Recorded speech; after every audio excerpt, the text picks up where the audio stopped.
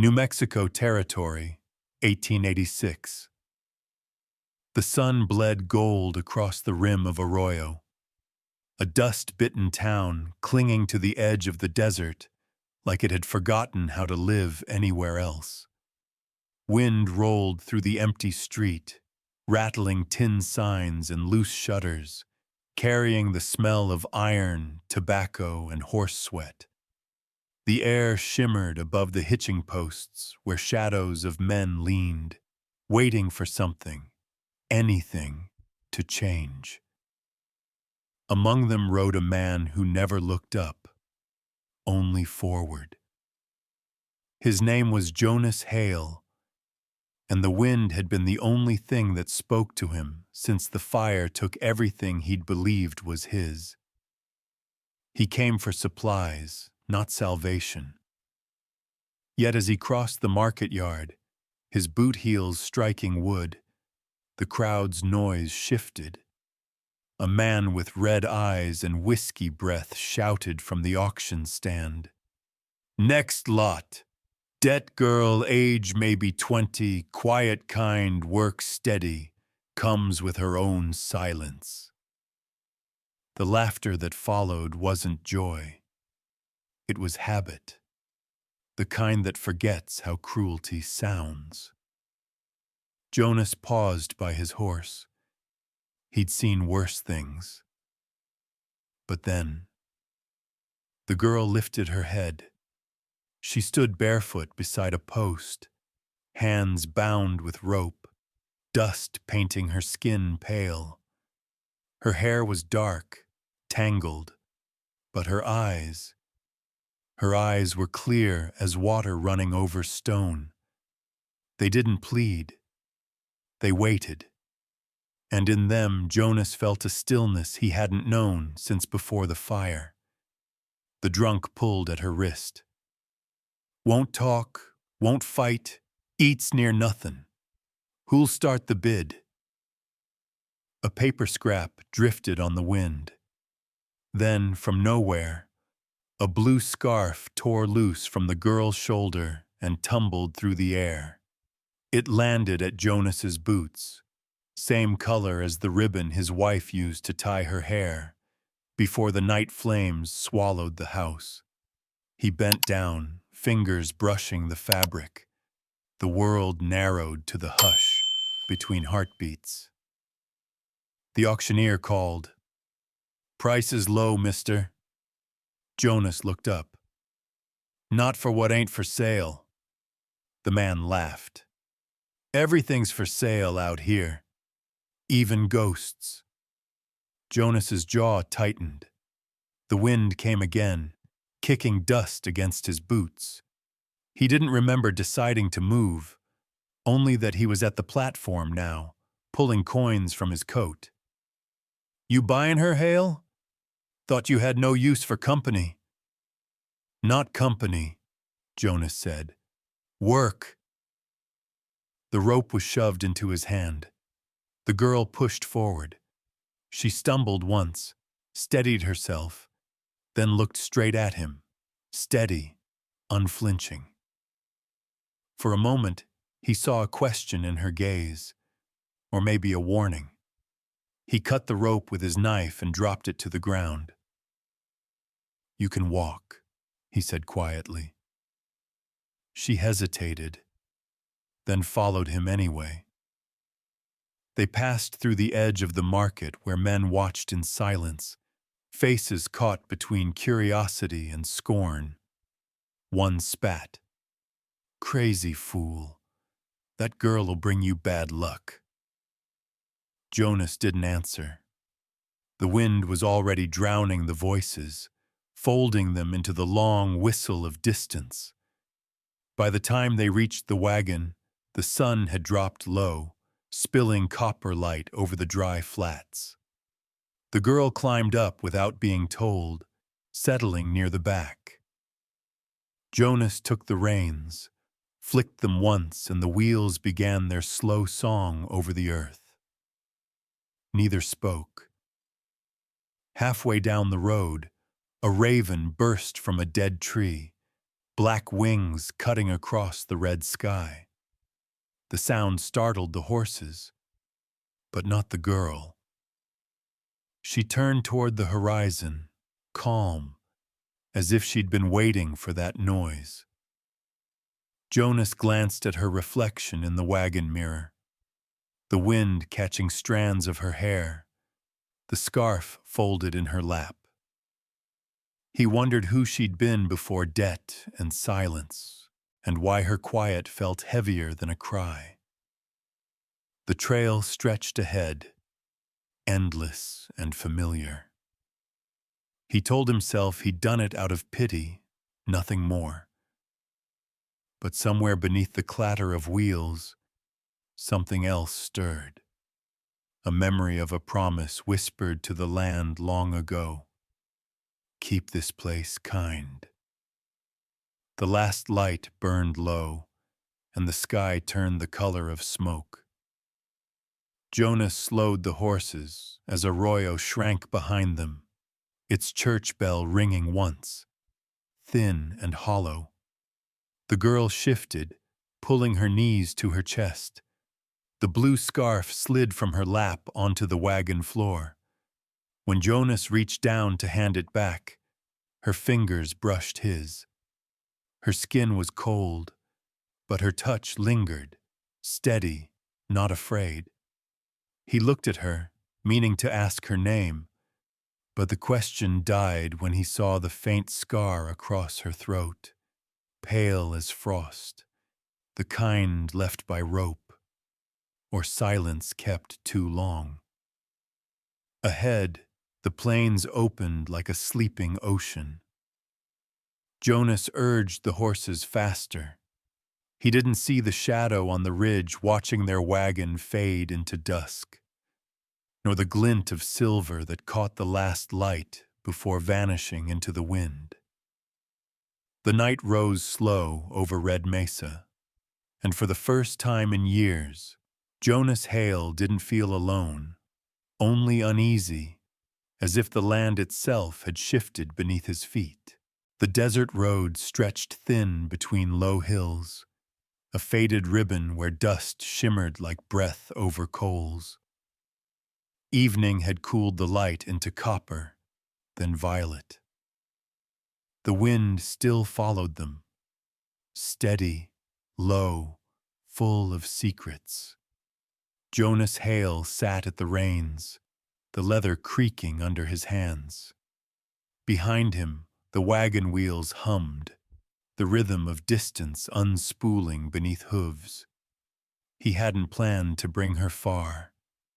Maybe to the next town, drop her with someone who needed help, someone better suited to strangers and silence. But the land between towns was long, and daylight shorter than memory. He could hear her moving in the back, a faint shift of cloth, the soft brush of breath. The girl hadn't spoken since the auction. Not a word, not even a sigh. When he glanced over his shoulder, she was sitting with her knees drawn up, chin resting on them, eyes fixed on the horizon that refused to end. The blue scarf lay in her lap again, folded so neatly it seemed like habit, not hope. "You can leave when we reach Red Mesa," he said, his voice rough from disuse. She didn't answer. Instead, she reached into the side pocket of the wagon and pulled out a small slate board.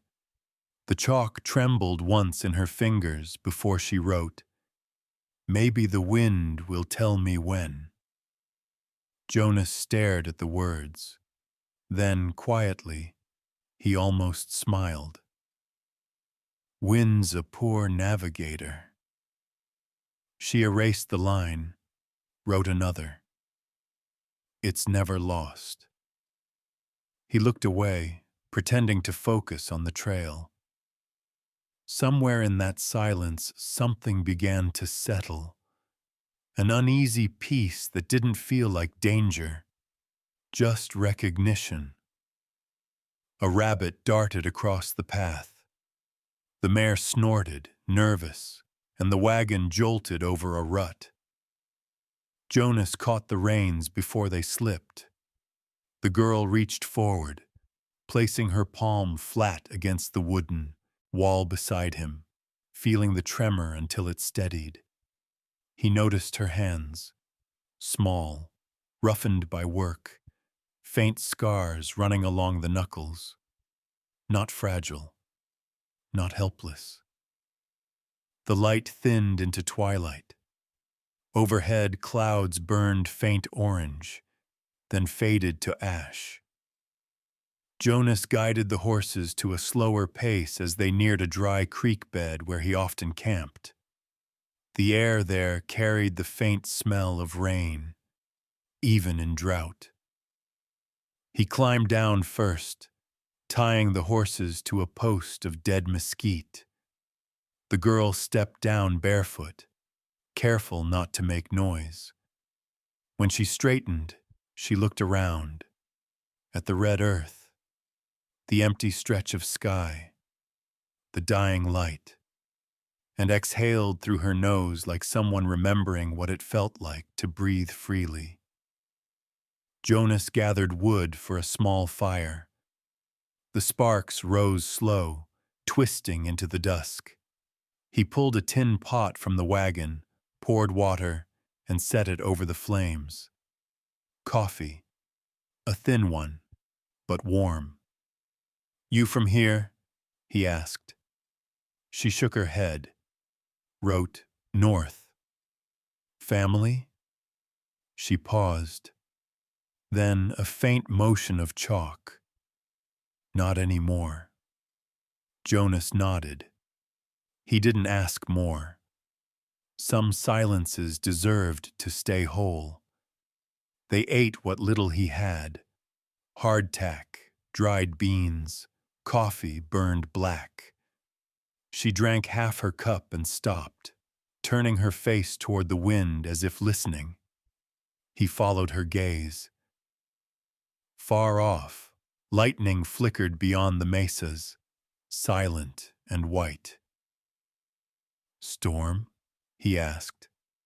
She nodded once, then pointed to the earth. "Tomorrow night." He raised a brow. "You read weather?" Her answer was simple. "I hear it." The fire popped. Somewhere behind them, coyotes called, their voices threading through the dark. Time 500 moms. Jonas leaned back against a rock, hat tipped low, pretending to rest. But his eyes stayed open, watching the flicker of flame on her face, the calm focus, the way she drew small circles in the dust beside her. Every motion careful, deliberate, like she was speaking a language he couldn't quite catch. After a while, she stood and moved to the wagon, laying her blanket down. Jonas expected her to sleep, but she sat instead, knees to her chest, staring at the horizon. The faint shimmer of heat still rose there, though night had taken the sky. He didn't know what made him say it, but the words slipped out anyway. "You're safe here." She turned her head, meeting his eyes across the glow. Then she wrote one word and lifted the slate for him to see for now. Jonas studied the word, the careful curve of the chalk line. He wanted to ask what she meant, but something in her gaze stopped him. The fire cracked again, throwing a small spark that rose and vanished into the wind. He lay back, the stars coming slow above the desert's rim. His hat shadowed his eyes, but his mind wouldn't rest. The girl's silence echoed louder than any voice. He thought of the scarf, the scar, the way she watched the world as if it whispered in her bones. He didn't believe in omens, not since the night the fire took his wife. But tonight, under the same stretch of sky, he felt one forming. As sleep began to pull at him, a sound carried across the plain, the faint jingle of a spur, distant yet deliberate. Jonas's eyes snapped open. The horses stirred, ears flicking toward the dark. He rose slowly, hand near his revolver, scanning the horizon. Nothing moved but wind. Still, his gut told him someone was out there, watching, waiting. Behind him, the girl hadn't moved. She sat still, eyes open, face turned toward the same direction as his. For a heartbeat, their gazes met through the glow of the dying fire. She mouthed a single word he couldn't hear. Careful. The wind rose again, sharp and restless, as if carrying footsteps that hadn't yet reached them. Dawn came thin and blue over the red mesa ridge, the kind of light that doesn't warm anything. It just reveals what's been left behind. Jonas Hale woke to the smell of dust and coffee grounds burned to ash. The fire had gone out in the night. The girl was already awake, kneeling near the wagon, gathering the embers into a small clay bowl like someone collecting memories too fragile to waste. He watched her move, precise, quiet. Her bare feet pressed faint prints into the red dirt, her skirt hem dark with dew. She poured a bit of water on the coals, stirred once, and the faint smoke drifted toward him. For a strange, fleeting second, it reminded him of the mornings before everything burned, the sound of his wife humming while light crept through the shutters. He turned away before the thought could root. "Coffee's gone," he said gruffly. Clara, he hadn't used her name yet, not aloud, nodded once and picked up the pot. When she poured the last of the water into it, Jonas noticed how her hands trembled, not from fear, but from cold. He took the pot from her, set it over the rekindled flame, and motioned toward the wagon. "Get inside. Wind's sharp." She didn't move. Instead, she took the small slate from her pocket, wiped it clean, and wrote, "I'm used to cold." He almost smiled, a line tugging at the corner of his mouth. "That's so, cold don't care what we're used to." She erased the words, then drew 3 small shapes, a square, a circle, and a wavy line. He frowned. "What's that?" She tapped the square. House. Then the circle. Fire. Her finger hovered over the last line. Water. Finally, she looked up, meeting his gaze as she wrote one last word beneath them, home. Jonas stared at it. Then, quietly, he wrote, back, his handwriting awkward against the board. Not yet. For the first time, her eyes softened. Not pity, not gratitude, just recognition. The sun was higher when they reached his ranch. From a distance, it looked more like a memory than a place. One barn leaning, the fence half buried in tumbleweed, a roof missing a corner like a smile turned wrong. But it was his. The wind carried the scent of cedar and iron, and the cry of a hawk drifted through the stillness. He helped her down from the wagon. She looked around without judgment, only quiet assessment.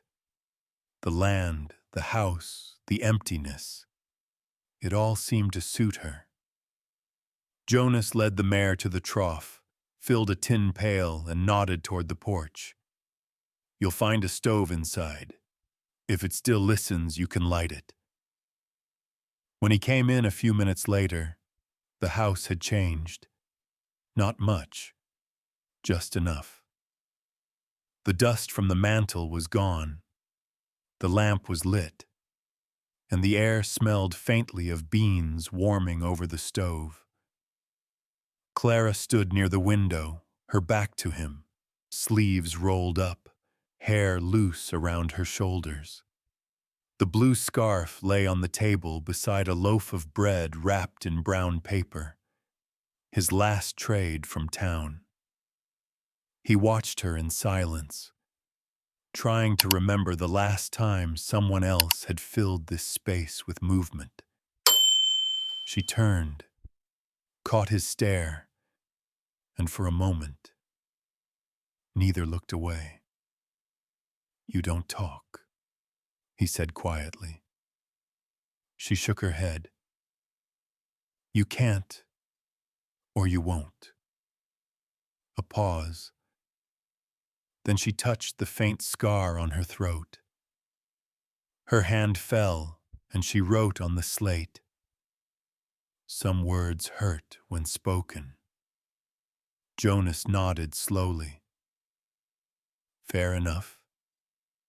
They ate without sound, except for the soft clink of spoons and the sigh of the wind pressing at the windows. Outside, the light shifted from gold to gray. Time 400 pems. When he rose to fetch more firewood, she stopped him with a motion. 2 fingers lifted, a small gesture. Then she took the bucket and went herself. Through the doorway, he watched her cross the yard. The wind pulled at her skirt, carrying her silhouette against the pale sky. For a moment, he thought of how loneliness had a shape. It could look like a man standing still or a woman walking away and not meaning to. When she came back, her cheeks were red, her hands steady. She set the bucket down and wiped her palms on her skirt. Without a word, she took a piece of chalk and wrote one more line on the board before setting it on the table. "Thank you for not asking why." Jonas looked at it for a long time, then reached into his coat and placed something beside the board. A small photo, edges curled, faded from the fire's smoke. A woman, smiling, a blue ribbon in her hair. He said nothing. But the girl's eyes moved between the photo and the scarf on the table, and understanding passed between them like the flicker of the hearth.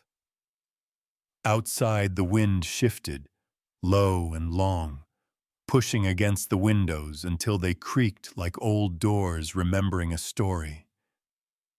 Clara lifted the board again, erased her words, and drew a single flame. Jonas met her gaze. "Fire's good," he said. She nodded, then added a small circle beside it. "Warmth," she wrote. He looked at the fire, then back at her. "We'll see." The house settled around them. 2 strangers learning the shape of silence that didn't wound. But as the light dimmed, Jonas caught movement beyond the window. A figure at the far fence line, still and watching. When he turned to look again, it was gone. Night came slow over Red Mesa, carrying the scent of cedar smoke and rain that wouldn't fall. Inside the Hale house, the single lamp burned low, its light crawling across the walls like an old memory.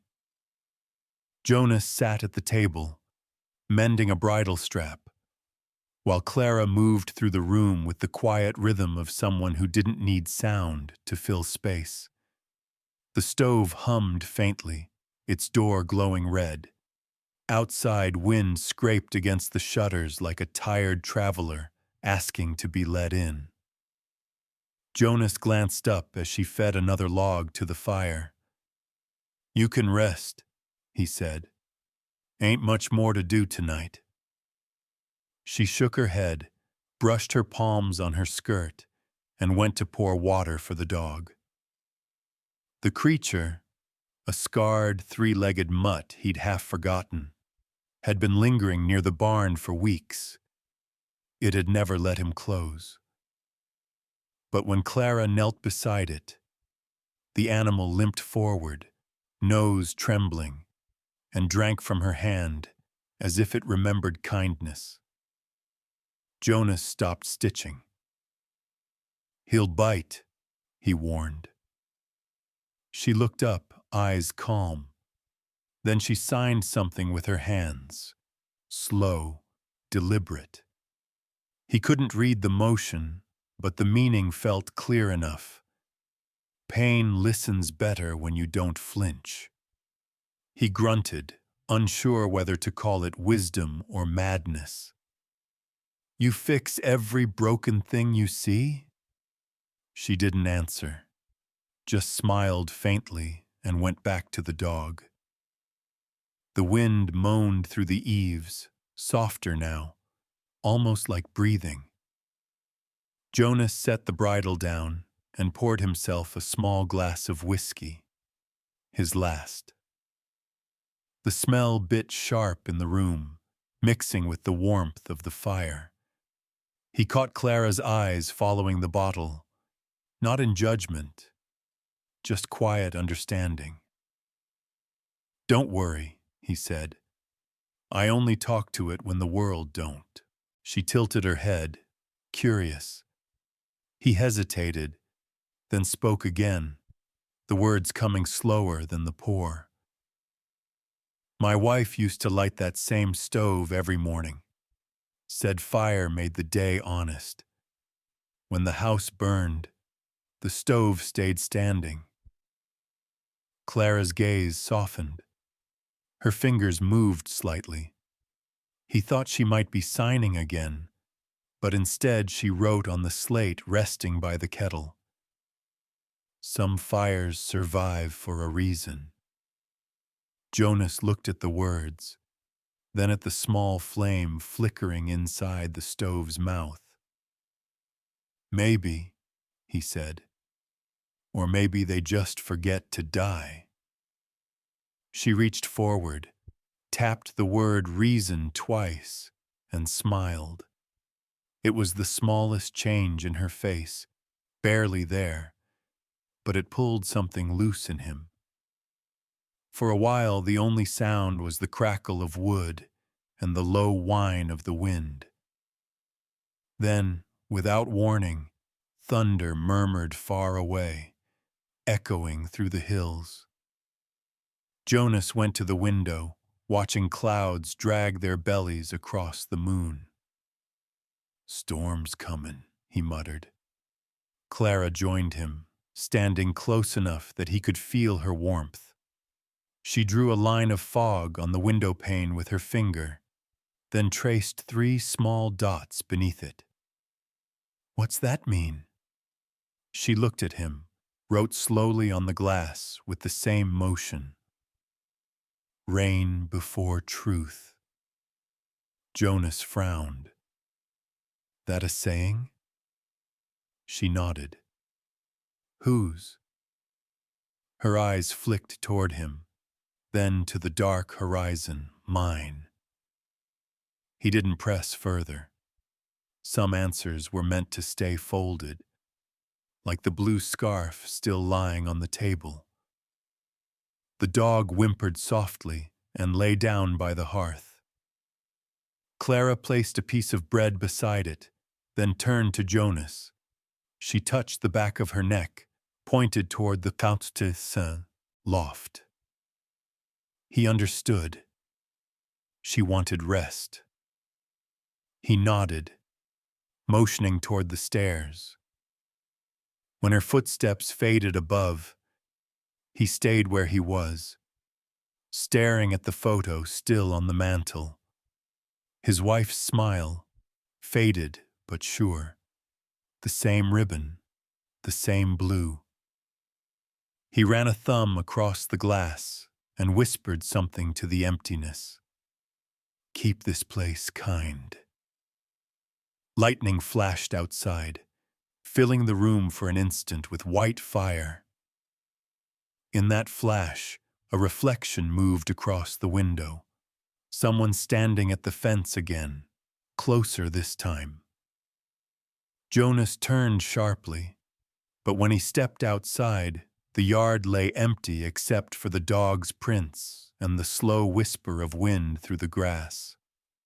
He walked to the fence anyway, his boots sinking into wet soil where the first drops had begun to fall. The air smelled of metal and dust. Far off, the mesa glowed faint under the storm's breath. When he came back inside, Clara was standing by the staircase, hair loose, eyes bright in the lamp's low light. She didn't ask why he'd gone out. She only watched him, still and quiet, as thunder rolled again, closer this time. Jonas set the bolt on the door. Someone's been watching this place, he said. She nodded once, slowly. Then she picked up the chalk and wrote, "Storms bring what's been waiting." He looked at the words, feeling their weight though he didn't understand them fully. Then I reckon it's time I stop waiting. She placed the slate back down, brushed her fingers across it, erasing the line until only a faint trace remained, like breath fading from a window. The rain started for real then, hard and fast. The dog barked once, low, uneasy. Jonas crossed the room, checking the latch again. The house creaked, but held. Behind him, Clara sat by the fire, her profile haloed in its glow. She lifted her hand, palm toward the flame, eyes closed, lips moving without sound, as if speaking to the heat itself. Jonas watched, something stirring in him he couldn't name, half faith, half fear. Outside, the wind howled through the ravine. A loose shutter slammed once, twice, then stopped, as if the night were holding its breath. Morning broke in silence. Frost glazed the yard, white and thin, like the land had been dusted with the ashes of its own sleep. The wind had gone still, the world too quiet after the storm. Jonas Hale stepped onto the porch, breath ghosting in front of him. His boots creaked on the boards. Somewhere behind him, the kettle hissed faintly, the sound of life refusing to quit. He glanced toward the barn. The door hung ajar, a hinge groaning low as if whispering a secret. Snow hadn't fallen, but the ground wore its own pale sheen, every footprint sharp. Jonas frowned. There were tracks leading out of the barn, small, barefoot, Clara's. He followed them across the yard. They curved around the water trough and stopped near the corral, where the old bay mare, Ember, stood trembling. Jonas felt his stomach tighten. The mare had gone lame last spring, half blind, half stubborn. He hadn't expected her to last the winter. Clara knelt by the horse's flank, sleeves rolled, hands steady despite the cold. Her hair had come loose, brushing against the animal's neck. She was cleaning a wound along its leg, using a torn strip of cloth and the last of the salve he kept in the barn. He stepped closer. "You talk to beasts now?" She didn't startle, just looked up and smiled faintly, the kind that warmed more than fire. She signed something small with her fingers, then wrote it on a scrap of feed paper beside her. "They listen better than men." Jonas snorted softly. "Reckon they don't argue much." Clara pressed her hand flat against the mare's rib cage. The animal shivered, then went still, as though her touch had rooted it to the earth. The morning light caught on her face, pale against the cold air, and for a moment Jonas saw not fragility, but strength, quiet, exact, unwavering. "You keep doing that. She might walk again," he said. She met his gaze and wrote, "Maybe she remembers what it's like." He nodded, though he wasn't sure if she meant the horse or him. They worked side by side until the frost began to melt, the smell of damp earth rising between them. Jonas fetched fresh hay. Clara laid clean cloth over the wound. He noticed the small scars on her hands again, half-moon marks that looked like the aftermath of ropes. They told their own story. "Caldwell did that to you?" he asked quietly. Her fingers stilled. She didn't write right away. When she did, it was only 2 words.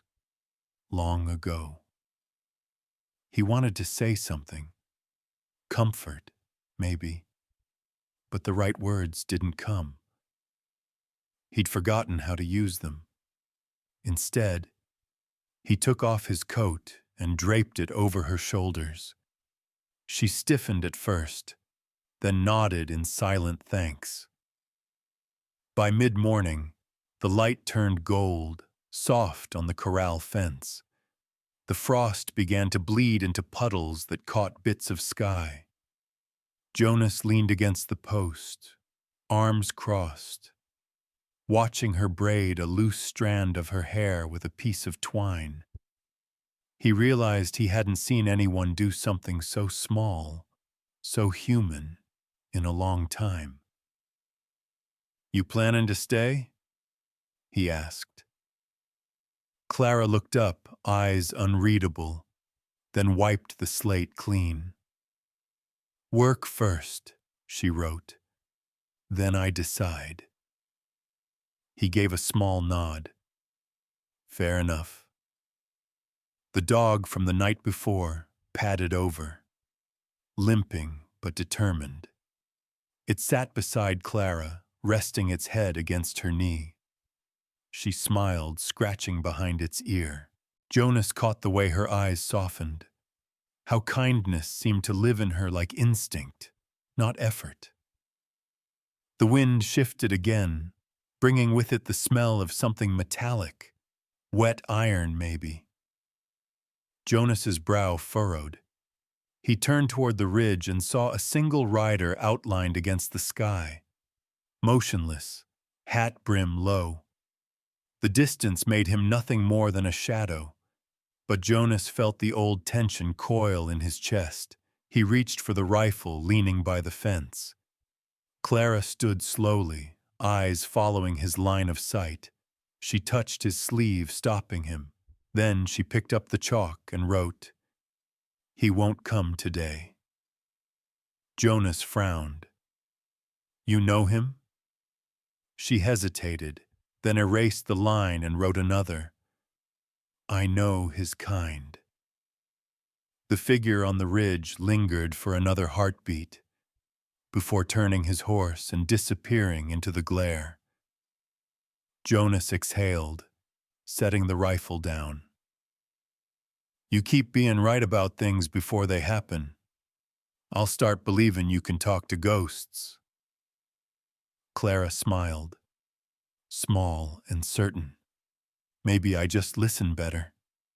He almost laughed, Almost. Guess that makes two of us.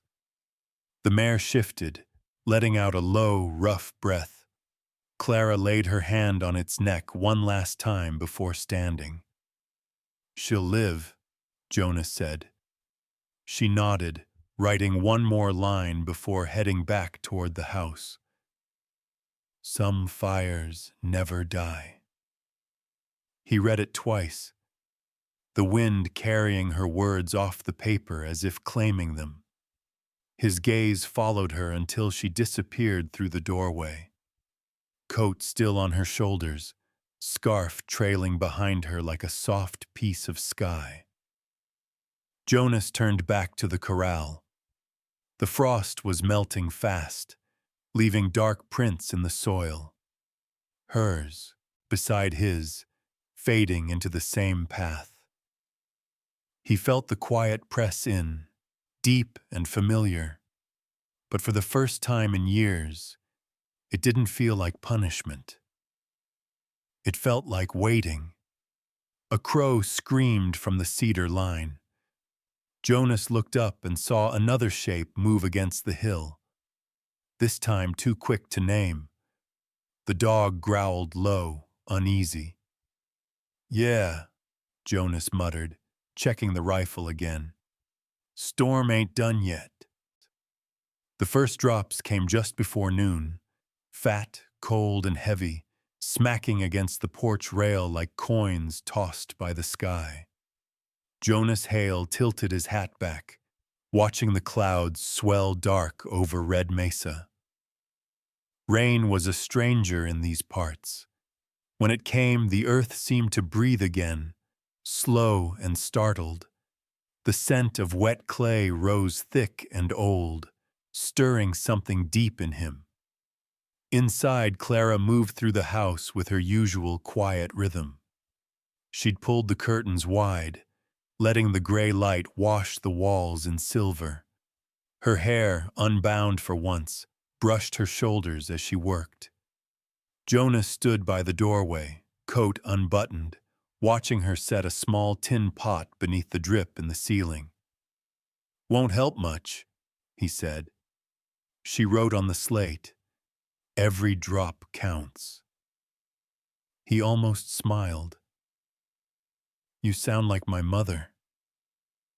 Her chalk paused halfway through another word. She wiped it clean, then wrote slower this time. What was she like? Jonas leaned against the frame. Soft when she could be, iron when she had to. Taught me fences don't just keep things out. They keep you honest inside. Clara met his eyes, her gaze steady. Then she wrote, "Did she stay?" He hesitated, then shook his head. "Died when I was 14. Fever took her before the rains did." The silence after was thin, gentle, the kind that carries respect, not pity. Clara turned back to the window, watching the water carve trails through the dust. Thunder grumbled somewhere to the south. Jonas walked to the stove, checking the kettle. He poured 2 cups, slid one toward her. "Ain't much, but it's warm." She nodded, fingers curling around the tin. For a long moment, they stood side by side, the sound of rain filling the spaces between them. Then, from nowhere, she said it. Not written, spoken. Her voice was soft, rusted from disuse, but clear. "Rhett Caldwell." Jonas froze. The name hit the room like a slammed door. He turned, slow. "What about him?" Her throat worked as she formed the next words. "He's looking for me." Jonas's hands tightened around his cup. "You running from him?" She nodded. The silence swelled, filled with the hiss of rain. "Why?" he asked. Her answer came on the slate this time. "He owns too much. Took what wasn't his." Jonas's jaw clenched. The name Caldwell was carved deep into the land, like rust in iron. His father had worked under that man's contracts. Fences, cattle deals, mining claims, deals that smelled of smoke and ash. "You're sure it's him?" Clara nodded. She turned the slate, added another line. "He said I was his debt. Said I owed my silence." Jonas stared at the words, feeling something cold and familiar crawl up his spine. He'd heard the same tone before, in his father's voice the night he'd said, "Men like Caldwell keep the world turning, boy. Don't ask which way." He poured the rest of his coffee into the sink, the metal ringing sharp. "My old man worked for him once," he said. "Never could wash it off." Clara looked at him, eyes searching, and, "You," she wrote. He met her gaze. "I've been trying." The rain thickened, beating against the windows like knuckles. Clara stepped closer, her voice barely above the storm. "He'll come here." Jonas nodded once. "Let him." She shook her head. "He takes with words, not guns. Makes men sell their souls for clean paper." He leaned against the counter, arms crossed. "Then maybe he's overdue to meet someone who don't trade." For a moment, their eyes held. Two kinds of defiance meeting in the quiet heart of a storm. Then the dog barked outside, sharp and sudden. Jonas went to the porch, rifle in hand. The rain blurred the horizon, but through the sheet of water, a rider's shape cut clean against the gray. Clara joined him, bare feet silent on the wood. She squinted into the downpour. "It's not him," she said. "Just one of his men." The figure stopped at the gate, hat brim dripping. "Message for Hale," the man shouted, voice carried on the rain. "From Mr. Caldwell of Dry Rock Mine. Says he aims to visit, soon as the weather clears." Jonas didn't answer. The man spat, turned his horse, and disappeared into the mist. Clara looked at Jonas. "He's marking his ground." Jonas nodded, rain dripping from the brim of his hat. "Then we'll mark ours."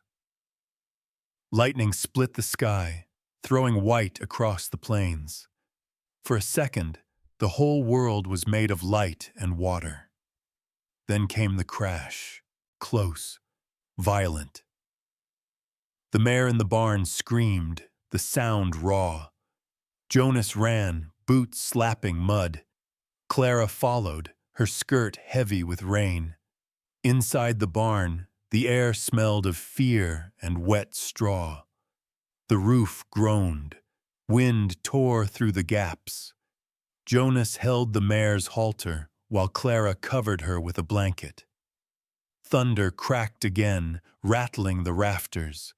A loose beam shuddered above them. Jonas shoved Clara toward the wall. The timber fell, smashing where she'd stood. He caught his breath, arm braced against her shoulder. "You all right?" She nodded, chest rising fast. Their faces were close enough that he could see the rain glinting in her eyelashes. For a moment the world shrank to the sound of their breathing. Outside the storm roared harder, the land trembling beneath it. Clara touched his sleeve, writing one word with her finger into the mud on his arm. "Promise." He looked down at the mark, already washing away in the rain. Yeah, he said softly. Promise. Lightning flared again, blinding white. In its flash, through the open slats of the barn, Jonas saw another shape far beyond the fence. A rider in a black coat, unmoving, watching. When the thunder came, the figure was gone. By late afternoon, the storm turned wild. The sky collapsed into gray, the kind that swallows the line between land and heaven. Rain hit the roof in sheets, each gust hard enough to bend the porch lamps sideways. The wind howled through Red Mesa like an animal too long chained. Jonas Hale shoved the barn doors shut, the hinges crying against the strain. Inside, the air smelled of wet wood and sweat. Clara was already there, sleeves rolled, hair plastered to her face. She held a lantern in one hand, its flame trembling. The old mare stomped nervously in the stall, eyes white, nostrils flaring. Jonas moved beside her, taking the reins. "Keep her steady," he said over the noise. Clara nodded. The wind screamed again, shaking the rafters. Somewhere outside, a loose board tore free and vanished into the night. Jonas cursed under his breath. "If this roof goes, we lose her." Clara set the lantern down and ran her hands along the mare's side, whispering nothing, yet somehow soothing. The animal's shivers slowed. Jonas watched her, chest tight with a feeling he didn't trust. Something like relief, something like awe. "You got away with things that scare easy," he said. She looked up, a faint smile tugging at her lips. Then she lifted her hand and signed, slow, deliberate. "So do you." Jonas blinked, surprised she thought that of him.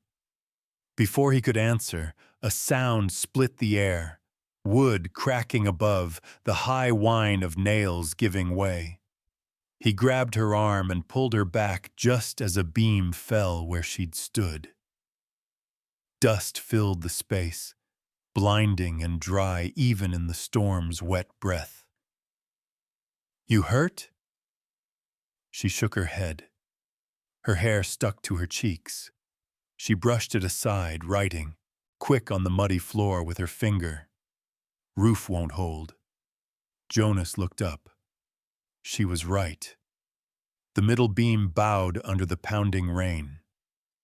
"We'll move the animals to the side pen," he said. "Stay close."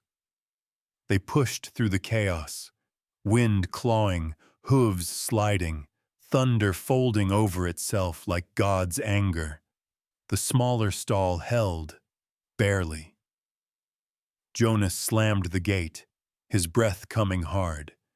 He turned, finding her again by the light of the trembling lantern.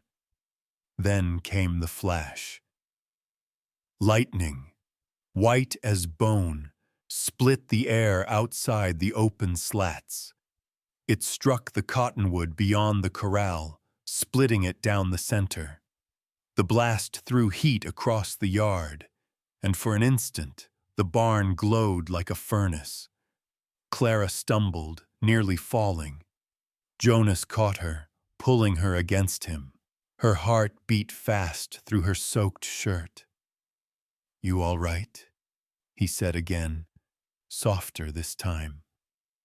She lifted her head, eyes shining strange in the light. Her lips moved, no chalk, no slate, just her voice, raw and cracked from years of silence. "Silence forgives slow." Jonas froze. The words, quiet as they were, felt heavier than thunder. "You ain't deaf," he said, half question, half revelation. Only to what hurts, she whispered. Outside, the tree burned slow in the rain, smoke curling up into the storm. They stayed that way for a moment, two shapes pressed close in the trembling dark. Then Jonas stepped back, his voice rough. Storm'll pass. They always do. Clara looked at him, something unreadable in her eyes. She shook her head, slightly, writing on the wet wood with her fingertip. Not this one. He followed her gaze through the open slat. Lightning flared again, and this time, in the brief light, he saw him, a lone rider on the ridge, black coat gleaming wet, hat pulled low, watching. Jonas's jaw set hard. Caldwell. When the thunder rolled again, the rider was gone. The wind eased for a breath, just long enough to make the silence louder.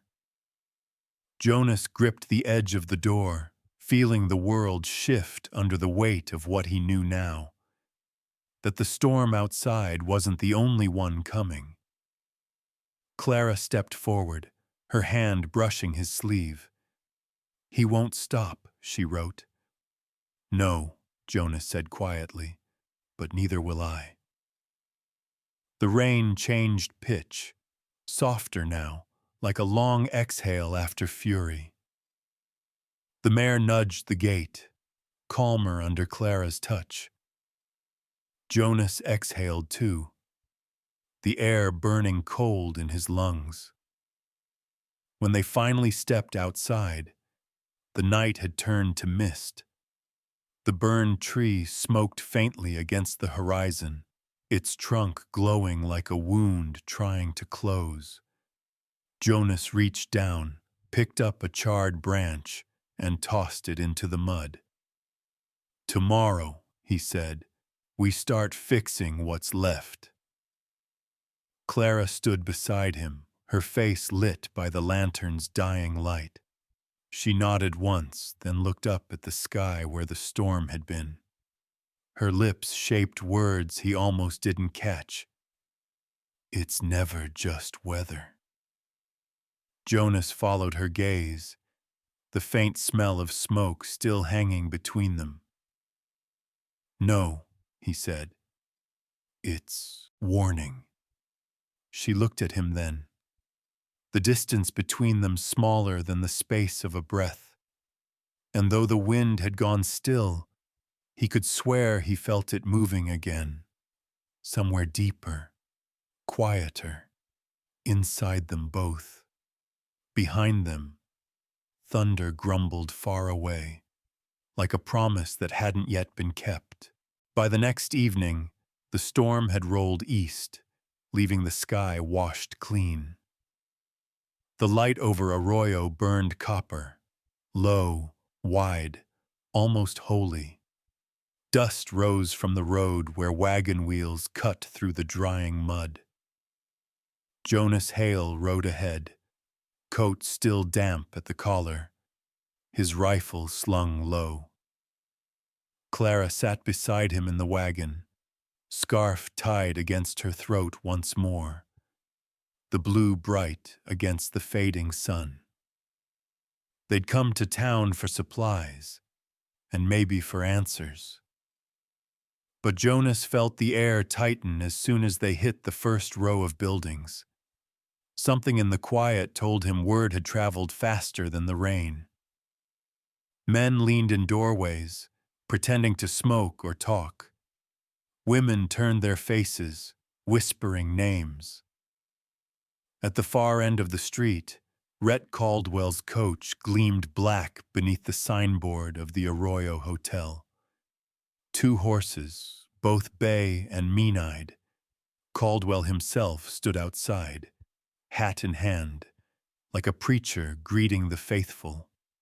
His smile didn't reach his eyes. Jonas dismounted, every muscle ready. "Stay here," he told Clara. She looked at him, calm as glass. "He's not the kind you talk away," she wrote. "Then I guess I'll stop talking." He walked forward, boots sinking into the dust. Caldwell stepped down from the porch, his boots polished enough to blind in the light. "Jonas Hale," he drawled. "Thought you'd turn to ghosts out there." "Maybe I did," Jonas said.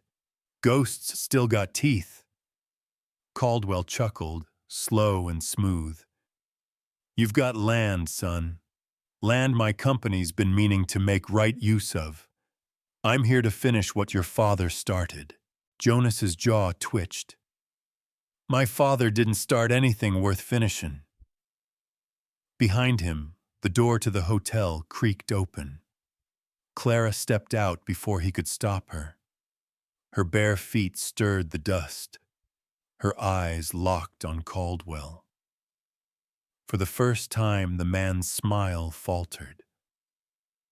"Clara Wynne," he said softly. "You shouldn't have come back." She reached into her pocket, pulling out the slate, chalk scratching fast. "You called me debt. I call myself free." Caldwell's eyes narrowed. "You forget who fed you, girl, who kept you when the law wouldn't."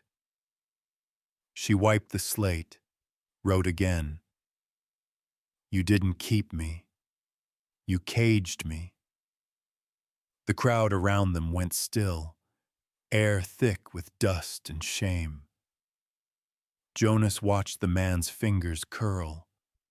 He could see the effort it took Caldwell to keep his voice calm. "You think that rancher can protect you?" Jonas stepped forward. "She don't need protectin'. Just distance from your kind." Caldwell smiled again, thin as a knife's edge. "Red Mesa was never yours, Hale. Your daddy signed half that land to my mining claim years ago. Got the papers to prove it." Jonas stared at him. He could almost hear his father's voice again. Rough, pleading, soaked in whiskey. "Boy, sometimes you gotta bend to keep from breaking." "You forged those papers," Jonas said flatly. Caldwell spread his hands. "Believe what you want. The county will believe ink." Then his gaze shifted to Clara, softening in mock regret. "You carry my name, girl." Her reply was quiet, clear as the wind. "Not anymore." The crowd murmured. Caldwell's jaw tightened. "You think this town cares for the likes of you? You think they'll follow a mute and a broken rancher?" Jonas didn't move, but Clara did. She stepped closer, her eyes bright with something fierce and unspoken. She wrote one last line and held it high. "Truth doesn't need followers." Caldwell read it, his smile breaking at the edges. He turned toward his coach. "This isn't over, Hale." Jonas tipped his hat. "Didn't think it was." The coach rumbled away, its wheels cutting deep into the street. The sound lingered long after it disappeared. Dust rose, golden and restless. Clara lowered the slate, her hand trembling slightly. Jonas reached for it before it fell, his fingers brushing hers. She didn't pull away. The townsfolk began to drift, murmuring half-truths as they went. Jonas heard his name in some mouths, hers in others. None of it kind. When they reached the wagon, Clara turned her face toward the mesa, eyes far and unreadable. "They'll come for you too," she whispered, voice thin but steady. Jonas looked out over the horizon. Let 'em. I've been waiting for a reason to fight clean. They rode out of town as the sun bled low. Behind them, the dust glowed in the light, thick as smoke. The wind picked up, lifting the blue scarf from Clara's shoulder. It danced once in the air before settling in her lap again. Jonas watched it flutter, something heavy loosening inside him. You all right? She nodded. Pitch first. Words can't bruise what's already healed, she wrote. He smiled faintly. Good. 'Cause I reckon they'll try again. The road stretched open, the light thinning to dusk. As they passed the last bend, a bell from the church tower struck once, clear and lonely. Clara turned her head toward the sound. Her hand brushed his arm. You shouldn't stand alone in this, she wrote. Jonas glanced at her. Ain't standin' alone anymore. She smiled, and for a moment, the whole plain seemed softer, like the land itself had exhaled. Behind them, the horizon darkened. Somewhere beyond the hills, Caldwell's men were already moving. The wind changed by dawn. It came from the south this time, dry, biting, full of red grit that scraped the teeth and stung the eyes. Jonas Hale knew that sound before he saw the horizon turn brown.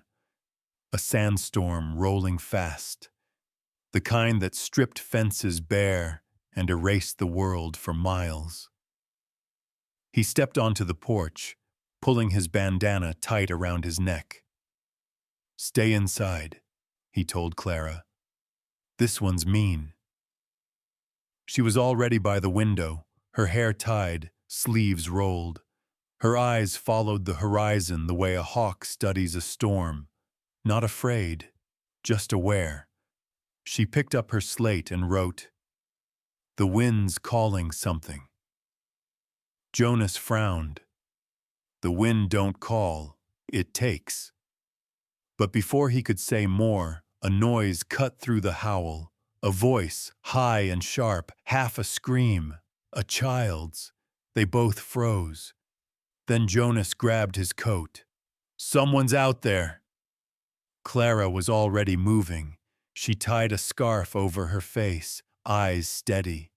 Jonas cursed softly, then followed her out into the red chaos.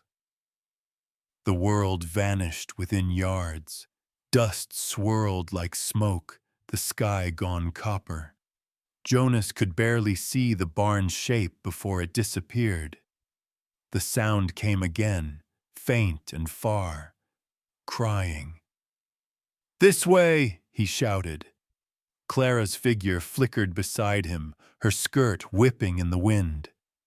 She pressed her palm to the ground once, feeling the earth, then pointed northeast.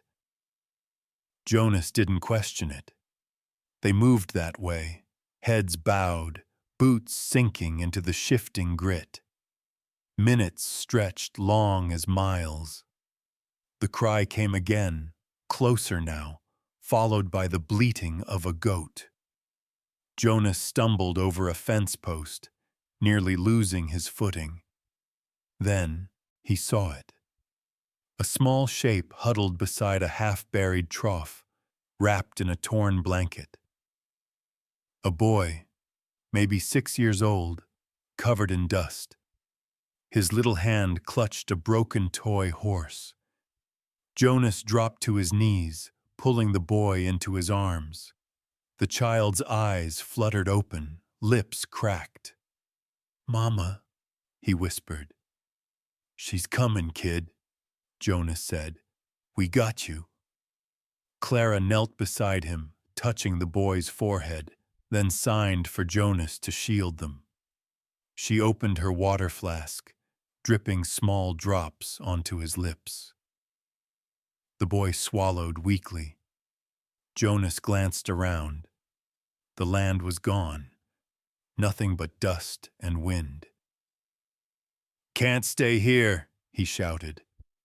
Clara pointed toward a shadowed rise, a half-collapsed shack that used to belong to Old Man Riley. They stumbled toward it, bent low. The wind tore at their backs, howling like an angry god. Inside, the shack barely stood, but the walls held enough to block the worst of it. Jonas laid the boy down on a pile of old feed sacks. Clara tore her scarf, wet it, and wiped the child's face clean. He started to breathe easier, his small chest rising steady. Jonas sat back, coughing grit. "How the hell d'you hear him in that?" Clara wrote, chalk trembling. "The wind never lies." He watched her for a moment, unsure whether to believe or just be grateful. Either way, the boy was alive. When the storm eased a little, Clara peeked through a crack in the boards. "The light's turning," Jonas said behind her. "Should clear soon." But she didn't answer. Her gaze fixed far beyond the ridge. Through the thinning dust, a group of riders moved slow and deliberate, Caldwell's men. Jonas followed her eyes. His hand went to the revolver at his belt. "They're looking for the kid," he said. "Or for us." Clara shook her head. "Both," she wrote. "He owns the land. The child's family probably owes him too." Jonas exhaled hard. No more debts paid in silence. He looked down at the boy, then out at the riders. "We'll take him back when it's done. Not before." The storm finally broke mid-afternoon. The sky cleared in streaks, revealing the mesa painted red and gold again.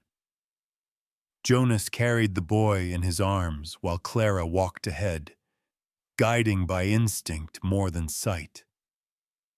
When they reached town, people poured from their houses, faces gray with dust. A woman screamed and ran forward. It was the boy's mother. She clutched her son, sobbing, whispering blessings over them both. Jonas stepped back, wiping his sleeve across his mouth. The sheriff approached, tipping his hat. "Heard you pulled that kid out of hell," he said. "Caldwell's men were riding the other way." Jonas met his gaze. "Maybe hell's got new landlords." The sheriff looked uneasy but said nothing.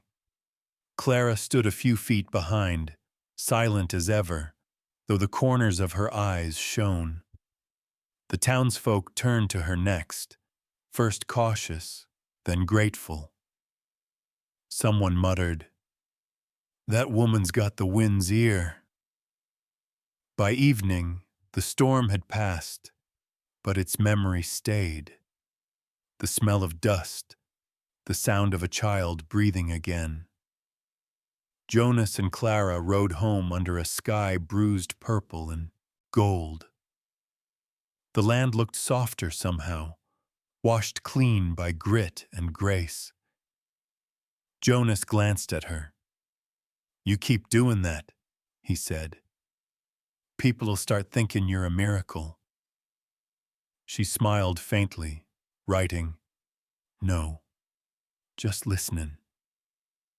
The wind blew then, gentle, almost kind. It carried the laughter of the boy, echoing faintly from the town behind them. Jonas let out a long breath, one that felt older than words. But as they reached the gate to Red Mesa, he noticed something new. Wooden stakes hammered into the ground, marking fresh boundaries. Each one bore the same black seal burned into its face. RC. Clara saw them too. Her hand tightened on the reins. "Caldwell's claim," Jonas said quietly. She wrote, "He won't stop until we do." Jonas stared at the stakes, the sun setting fire to their edges. "Then we start pulling 'em out." The wind rose again, lifting the dust at their feet like smoke before the next fire.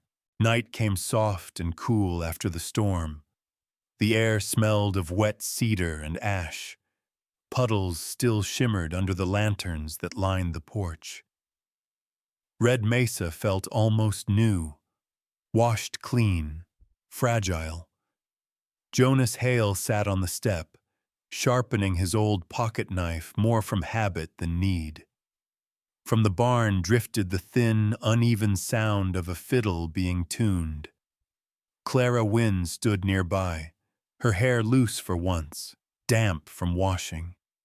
She watched the sky, its color between violet and smoke, while her fingers brushed dust from the blue scarf folded in her lap. When the first clear note of the fiddle rose, she looked toward it as though she could see sound itself. Alma Reyes arrived with a crate under her arm. "Brought something better than news," she said, setting down biscuits and a bottle of rye. "You two saved that boy today. Town's already talking, this time with kindness." Jonas gave a dry smile. "Didn't think kindness was contagious." "Maybe you're just bad at catching it," Alma said. Clara smiled faintly. Then, seeing the fiddle, she tilted her head. "You play," she said, her voice quiet, fragile as wind through dry grass. Jonas blinked. "Did once, before the fences took all the music." Alma handed him the instrument. "Then let it breathe again." He hesitated. The bow felt foreign in his hands, yet familiar, like shaking hands with an old friend after a long silence. He drew it across the strings once, rough, broken, but the second stroke found rhythm. A slow, aching tune unfurled into the night, the kind that knew dust and longing both. Clara closed her eyes. For a moment, the porch vanished. There was only the wind, the fiddle, and the faint hum of something forgiving. When the song faded, she opened her eyes and whispered, "That sound knows its way home." Jonas looked at her. "Didn't think I'd ever hear it again." "It waited," she said simply. For a breath there was peace. Then hooves cut through it. A rider stopped by the fence.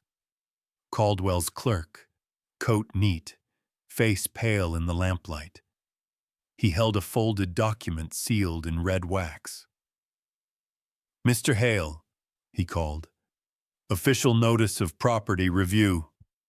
Red Mesa Ranch." Jonas stood slowly, taking the paper. "Another lie from your boss?" "Not my concern," the man stammered. "Sheriff verifies it tomorrow." Clara stepped beside Jonas, reading the signature at the bottom. Her hand trembled. "That's forged," she whispered. Jonas's voice was low, steady. "He's using my father's ghost to steal what's left of him." The clerk backed away. "Best be ready by dawn." He turned his horse and disappeared into the dark. Silence fell again. The fiddle lay on the porch, its strings still vibrating faintly, like the earth wasn't done listening. Alma cursed under her breath. "Caldwell's got ink where most men have shame." Jonas looked toward the east, where the moon was rising slow and red. Then ink'll meet daylight. Clara picked up the fiddle, held it tight to her chest. Tomorrow, she said. Jonas nodded, pitch first. Tomorrow. The wind moved through the yard, soft but sure, carrying the last of the tune away, turning sorrow into resolve, and silence into a promise waiting for morning. Morning came sharp and bright, the kind that left no place for shadows to hide. The wind had shifted north, clean and cool after the storm, carrying the smell of sage and iron. Red Mesa glowed under a pale sun, every board washed, every fence shining as if the land itself wanted to stand witness. Jonas Hale saddled his mare before dawn. Clara Wynne waited by the porch, scarf tied at her throat, the fiddle case strapped behind the saddle. Neither spoke. Words weren't needed when the air already hummed with what they meant to do. They rode toward Arroyo, the horizon widening before them like a wound about to close. By the time they reached town, the streets were stirring, men sweeping dust from their storefronts, women hanging laundry that still smelled of rain. The courthouse clock struck 8. Inside, the air was heavy with tobacco and law. Rhett Caldwell stood by the desk, his gray vest immaculate, his smile polished as steel. Sheriff Abel Morgan leaned against the wall, hat low. The clerk from last night waited with papers already stacked. Mr. Hale, Caldwell said smoothly. Miss Wynne, I trust you slept well after your storm heroics. Jonas took off his hat. Didn't need rest to face a liar. The room quieted. Caldwell's jaw twitched, but his tone stayed sweet. We're all here for fairness. Sign this confirmation, and the court can resolve ownership.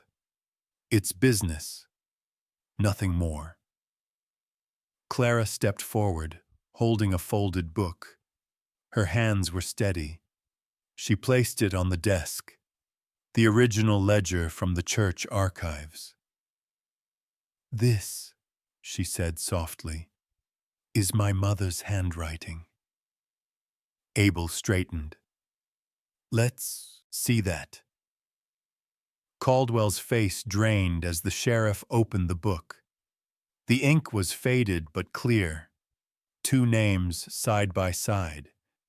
Annalise Hale and Miriam Vale. Witnesses to a land grant, dated 30 years past. Jonas said quietly, Your claim's built on dust, Caldwell. You forged my father's name to steal what 2 women made right. The older man's hand trembled. That record is truth, Clara interrupted. And truth doesn't fade when men lie loud. A long silence followed. Abel shut the ledger, eyes on Caldwell. You'll hand over every forged copy, today. Caldwell tried to speak, but no sound came. The sheriff took the papers, tearing the red seals clean off before tucking them into his coat. I'll see to it personally, he said. You're done here. Jonas exhaled slow, like a man putting down a weight carried too long. Clara's eyes glistened, not from victory, but from relief. She turned toward the window where sunlight cut through the dust, turning it gold.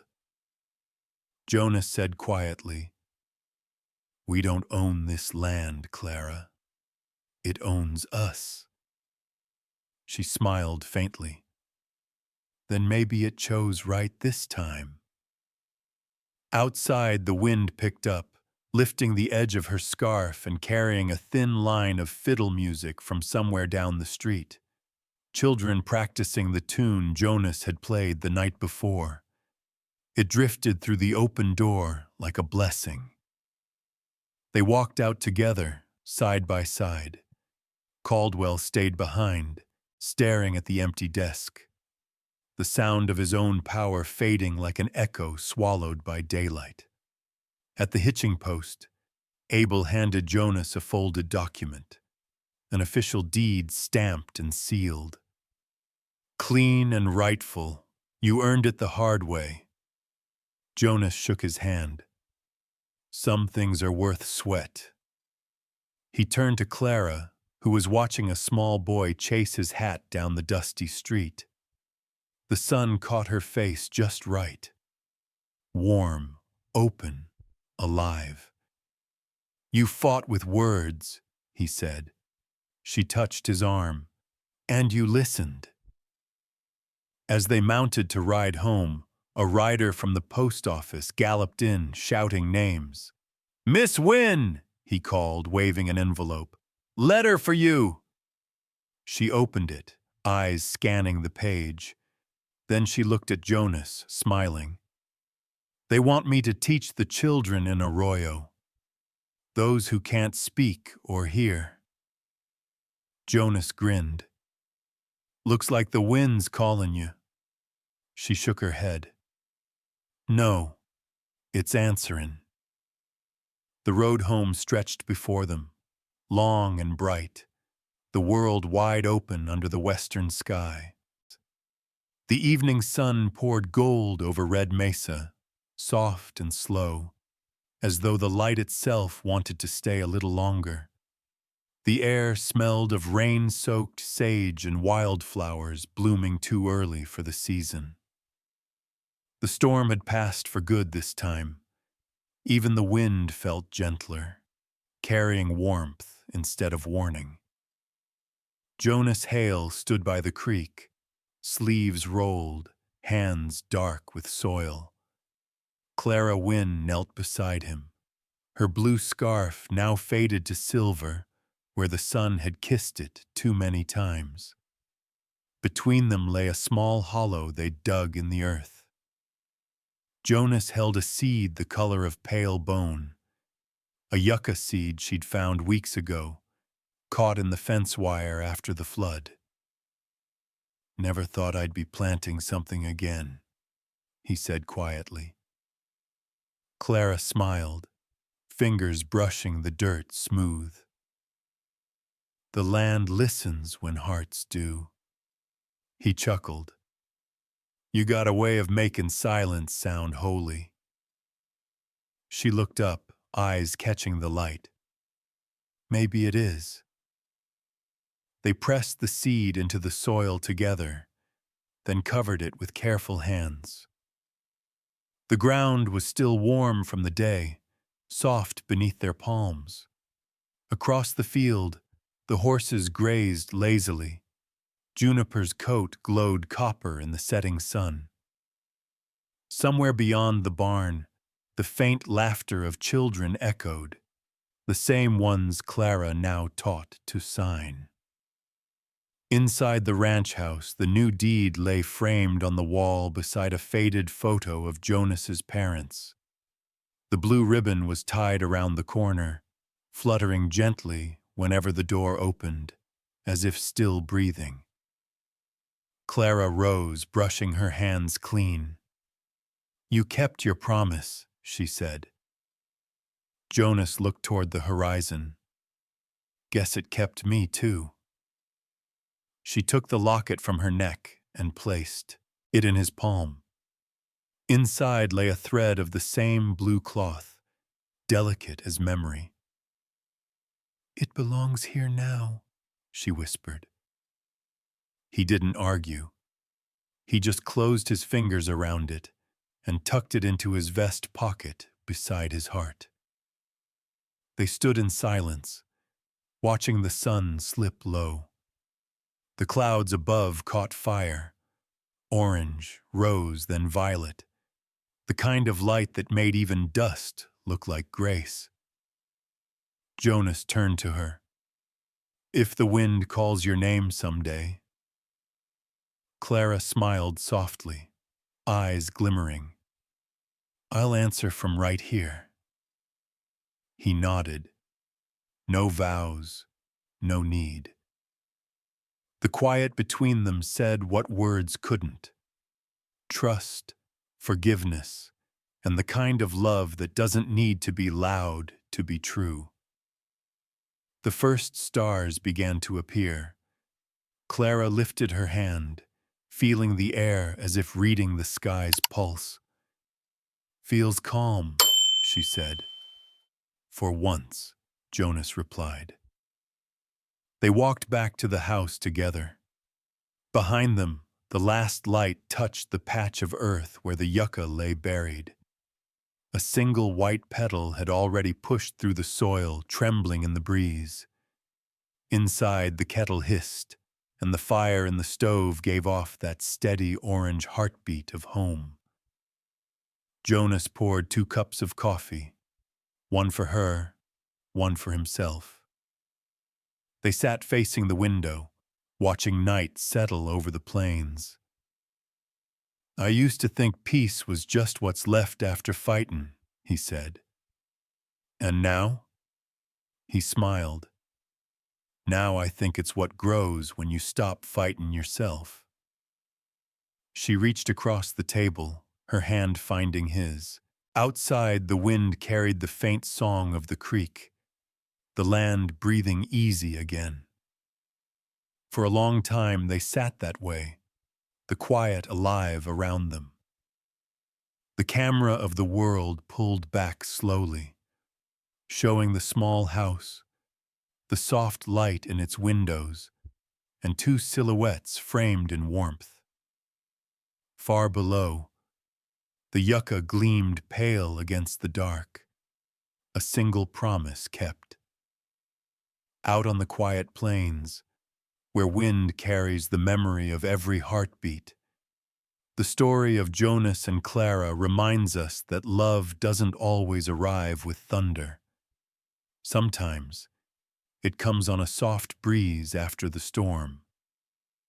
2 souls, both worn by loss, found peace not by escaping the past, but by forgiving it. Their world wasn't made of grand gestures, but of quiet mornings, warm coffee, and the comfort of someone who finally listens. If this tale stirred something gentle in you, a face you once loved, a promise you kept, or the way the wind still sounds like someone calling your name, we'd love to hear it. Share your thoughts, your stories, your memories in the comments below. Every word keeps the fire of kindness alive in this little Western family we're building together. And if you believe, like Jonas and Clara did, that peace can still grow from rough soil, leave us a like and subscribe for more stories beneath the wide, forgiving sky.